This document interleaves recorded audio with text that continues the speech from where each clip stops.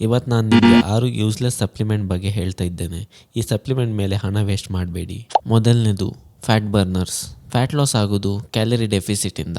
Fat burners just heart ರೇಟನ್ನು increase ಮಾಡುತ್ತೆ, direct fat burning ಮಾಡಲ್ಲ.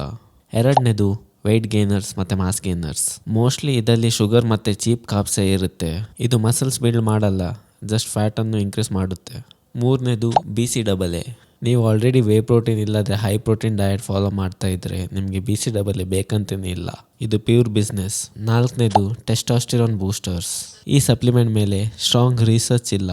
ನಿಮಗೆ ನಿಮ್ಮ ಟೆಸ್ಟಾಸ್ಟಿರೋನ್ ಅನ್ನು ಬೂಸ್ಟ್ ಮಾಡಬೇಕಾದ್ರೆ ಪ್ರಾಪರ್ ಆಗಿ ಸ್ಲೀಪ್, ವರ್ಕೌಟ್ ಮತ್ತು ಬ್ಯಾಲೆನ್ಸ್ ಡಯಟ್ ಅನ್ನು ಫಾಲೋ ಮಾಡಿ. ಐದನೇದು ಗ್ಲೂಟಾಮಿನ್. ಈ ಸಪ್ಲಿಮೆಂಟ್ ನಿಮಗೆ ಮಸಲ್ ಗ್ರೋತಿಗೆ ಅಥವಾ ಪರ್ಫಾರ್ಮೆನ್ಸಿಗೆ ಹೆಲ್ಪ್ ಮಾಡಲ್ಲ. ನಿಮ್ಮ ಗಟ್ ಹೆಲ್ತ್ ಇಂಪ್ರೂವ್ ಮಾಡಬೇಕಾದ್ರೆ ಹೈ ಫೈಬರ್ ಫುಡ್ ತಿನ್ನಿ, ಲೈಕ್ ಫ್ರೂಟ್ಸ್, ವೆಜಿಟೇಬಲ್, ಅಷ್ಟು ಸಾಕು. ಆರನೇದು ಕೊಲಾಜನ್. ಬಾಡಿ ಕೊಲಾಜಿನ್ ಅನ್ನು ಅಮಿನೋ ಆಸಿಡ್ಗೆ ಬ್ರೇಕ್ ಡೌನ್ ಮಾಡುತ್ತೆ, ಆದರೆ ಅಮಿನೋ ಆಸಿಡ್ ಪ್ರೋಟೀನ್ ಫುಡ್ ಇಂದ ಸಿಗುತ್ತೆ. ನೀವು already high protein diet follow ಮಾಡ್ತಾ ಇದ್ರೆ ನಿಮ್ಗೆ ಇದು ಬೇಕಂತಾನೆ ಇಲ್ಲ. ಈ ಸಪ್ಲಿಮೆಂಟ್ ಮೇಲೆ ಹಣವನ್ನು ವೇಸ್ಟ್ ಮಾಡಬೇಡಿ. ಇದರ ಬದಲಿಗೆ ಒಳ್ಳೆದು ವೇ ಪ್ರೋಟೀನ್, ಕ್ರೇಟಿನ್ ಮತ್ತೆ ಗುಡ್ ಫುಡ್ ಮೇಲೆ ಇನ್ವೆಸ್ಟ್ ಮಾಡಿ.